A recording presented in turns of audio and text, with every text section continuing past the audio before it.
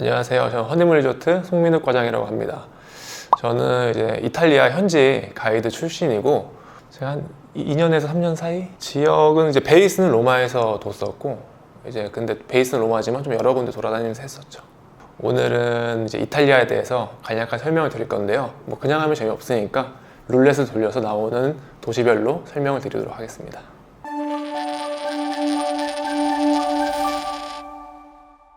보통 이제 이탈리아 하면은 방문하시는 곳이 뭐 로마, 피렌체, 베니스 정도인데, 이제 포르토피노는 지중해 쪽에 위치한 항구 마을인데, 보통 이제 지중해를 보러 가시는 분들은 이탈리아에서 로마에서 남부로 내려가서 이제 아말피 코스트라는 뭐 포지타노라는 좀 유명한 지역으로 가시긴 하죠.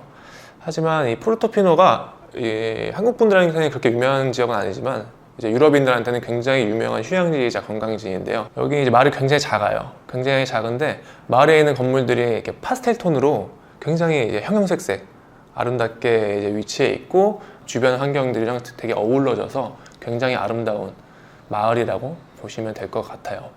우선 여기를 이제 가는 방법이 몇 가지가 있는데, 여기는 되게 이렇게 요새처럼 구석에 들어가 있어요, 마을이.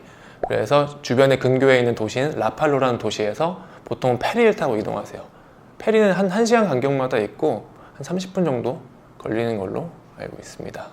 라팔로라는 지역의 장점이 조금 있는데요. 보통 이탈리아를 여행하실 때 뭐 로마, 피렌체, 뭐 밀라노 이런 식으로라든지, 아니면 뭐 이탈리아랑 스위스랑 같이 연결해서 이렇게 쭉 위로 올라가던 뭐 내려가던 이런 식으로 루트를 많이 짜시는데, 그 동선의 이제 중간에 위치하고 있어가지고 뭐 크게 동선을 해치지 않고 우리가 지중해 지역을 좀 관광할 수 있는, 어떻게 보면 되게 지역적으로 유리한 지역이라고 보일 수 있고요. 뭐 아무래도 바닷가 앞에 위치한 곳답게 뭐 여름 시즌 더할 나위 없이 좋고요. 그 다음에 그 라팔로란 지역 근처에는 뭐 포르토피노라든지, 그리고 아래쪽으로는 이제 우리가 잘 알고 있는 칭퀘테레라는 지역이 있거든요. 그래서 관광하기도 굉장히 좋고요. 그래서 뭐 봄, 가을 시즌도 괜찮지만, 그 다음에 우리가 만약에 호캉스를 목적으로 하러 간다 그러면 겨울에 좋습니다. 겨울에는 정말 가격이 저렴해요. 이제 포르토피노랑 라팔로라는 아까 말씀드린 도시 사이에 있는 이제 엑셀시오르 휴양지인데도 불구하고 이제 사계절 내내 운영을 해요. 그래서 겨울에는 되게 더할 나위 없이 저렴한 가격에 이제 휴양과 호캉스를 누릴 수 있고, 여름에는 이제 뭐 말 그대로 앞에 있는 뭐 해변도 있고 해수욕도 하실 수 있고 뭐 이런 장점이 있죠. 네. 저희가 보통 이탈리아를 여행하실 때 관광을 하는 위주로 이제 일정을 짜세요, 보통. 그러다 보면 이제 굉장히 중간에 힘들 수도 있거든요. 막 걸어 다니고 관광만 하러 다니고. 그래서 중간에 좀 휴양을 하시고 싶다 하시는 분들에게 좀 추천드립니다.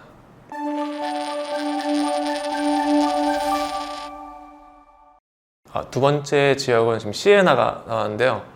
사실 여기는 제가 제일 좋아하는 지역이기도 해요. 여기가 이제 로마랑 피렌체 사이에 있는 중세 소도시거든요.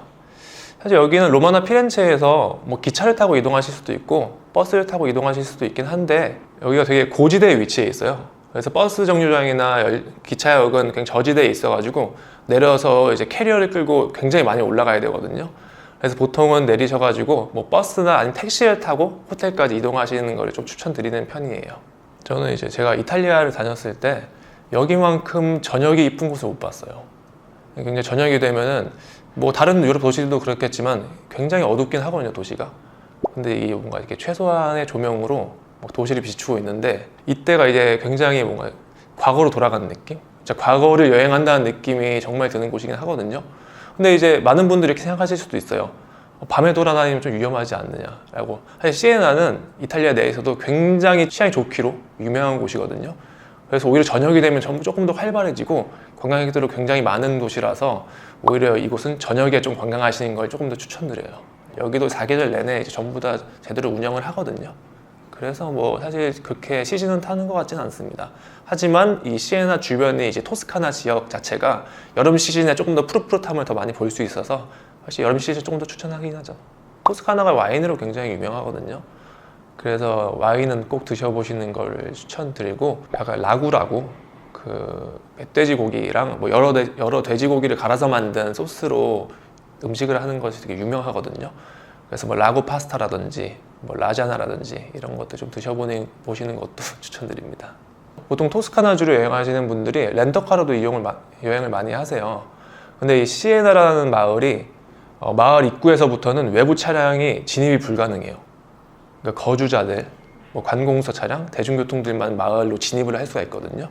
그래서 차량을 가지고 이제 여기를 여행하시는 분들은 이제 마을 입구 근처에 위치한 이제 호텔 아테나라는 곳을 추천드리고요. 이쪽은 뭐 일반적인 4성 호텔인데 호텔 뷰도 굉장히 좋고 그 다음에 밖에서 주차하기가 굉장히 편해서 이쪽을 추천드리고요. 그 다음에 대중교통으로 이제 이용하시는 분들에게는 완전 시에나 이제 중심 한복판에 있는 그랜드 호텔 컨티넨탈이라는 호텔이 있거든요. 여기는 이제 굉장히 주변 건물들이랑 어우러져 있어요. 자연스럽게. 그리고 내부는 굉장히 고풍스럽게 인테리어를 해놔서 이제 조금 럭셔리한 호텔이거든요. 그래서 조금 예산대가 있으신 분들은 이 그랜드 호텔 컨티넨탈 추천드립니다.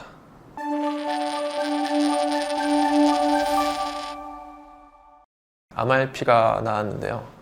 일단 아말피는 뭐 대표적인 이탈리아의 남부 휴양지 중에 하나죠. 근데 우리가 보통 아말피란 도시를 많이 방문하시는 건 아니에요. 이제 아말피 코스트, 그 아말피 해안가에 있는 여러 마을들이 있는데 거기 중에서 이제 보통 포지타노를 많이 방문하시는 것 같고, 이 포지타노란 마을이 로마에서 당일로 다녀올 수 있는 투어가 굉장히 활성화되어 있거든요. 그래서 조금 더 유명해지지 않았나 싶긴 해요.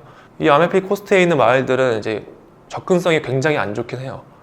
여기가 이제 뭐 기차도 없고 그 다음에 이제 꾸불꾸불한 이제 해안 절벽도를 달려야지 나오는 마을들이기 때문에 보통은 이제 근처에 있는 큰 항구 마을에서 페리를 타고 이동하고, 그래도 이제 사람들이 좋아하는, 그러니까 여러 여행객들이 좋아하는 이유는 일단 이탈리아 남부만의 감성이 또 있거든요. 약간 푸릇푸릇하고 레몬이 막 가로수에 막 달려 있고, 그리고 사람들도 되게 활발하고 날씨도 되게 온화하고, 아무래도 남부에 있다 보니까 그래서 많이 찾아주시는 것 같아요. 하지만은 이쪽에 이제 아말피 코스트에 있는 도시나 마을들이 보통 이게 절벽 지형인 곳들이 많아요. 절벽을 깎아서 만든 이제 건물들이 많기 때문에 뭔가 이렇게 큼직큼직한 건물도 없고 되게 오래된 건물을 호텔로 많이 쓴단 말이에요. 그래서 뭐 가격 대비 호텔의 퀄리티는 좋지 않다. 하지만 감성만큼은 굉장히 좋죠.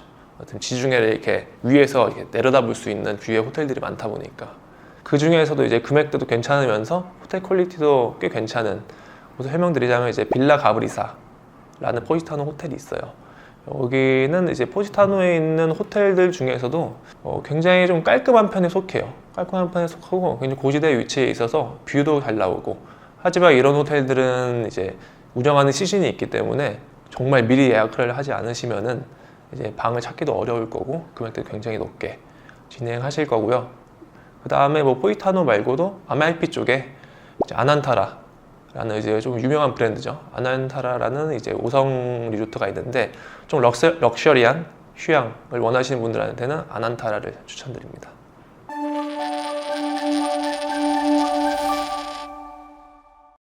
이번에는 토스카나가 나왔는데 사실 뭐 아까 시에나랑 많이 겹쳐요. 아무래도 토스카나 주 안에 있는 도시가 시에나기 때문에 뭐 그거보다 좀 넓은 범위를 좀 설명드리면 될 것 같긴 해요. 그래서 아까 설명드렸듯이 토스카나는 이제 굉장히 와인으로 유명한 지역이라서 토스카나 주 안에 곳곳에 와이너리로 유명한 이제 마을들이 있어요. 이런 와인을 좋아하시는 분들한테는 뭐 와인 시음이나 뭐 와인 투어 같은 것도 굉장히 활성화되어 있고, 그 다음에 여기가 이제 평원 지역이거든요. 평원 지역에 도시들이 대부분 약간 이렇게 위로 언덕처럼 솟구쳐 있는 지형의 도시들이 있어요. 그래서 토스카나에 있는 여러 이제 중세 도시들을 방문해 보신다면은 뭐 선셋이라든지 선라이즈라든지 굉장히 아름다운 경관을 보실 수가 있어요. 이쪽 지역은 아무래도 대중교통으로 다니기 좀 어렵기 때문에 렌터카로 좀 구석구석 방문하시면서 다니시는 분들에게 추천드립니다.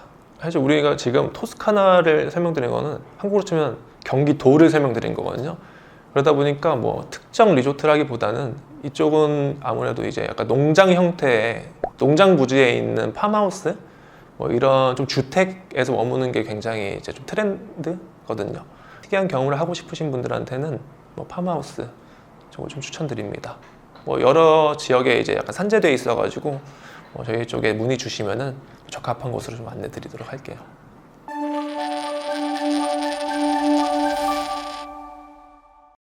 너무 유명한 곳이죠, 이곳은. 사실 뭐 한국 분들이 가장 많이 찾는 이탈리아 도시이기도 하고요. 실제로 볼 것들이 굉장히 많은 도시예요. 그러다 보니까 이곳에는 이제 한국인 분들이 이제 운영하는 투어라든지 이런 것들이 굉장히 많이 발달돼 있어서 조금 더 이제 알차게 즐기실 수 있어요. 다른 곳들보다.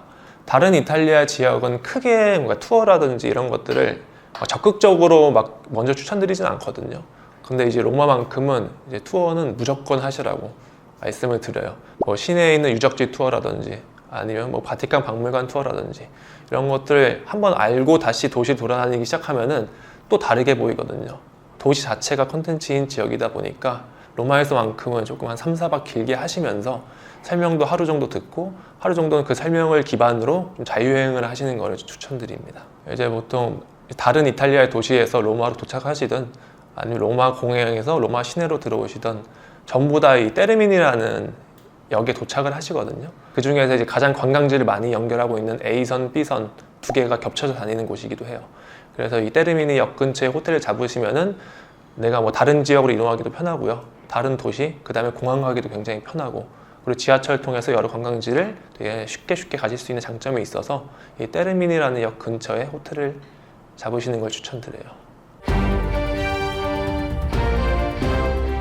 이 이외에도 뭐 여러 가지 이탈리아 많은 도시들이 있으니까 이제 저희 허니문 리조트로 문의하셔서 담당자들에게 상담 받아보시면서 여행 계획을 꾸려나가 보셨으면 좋겠습니다.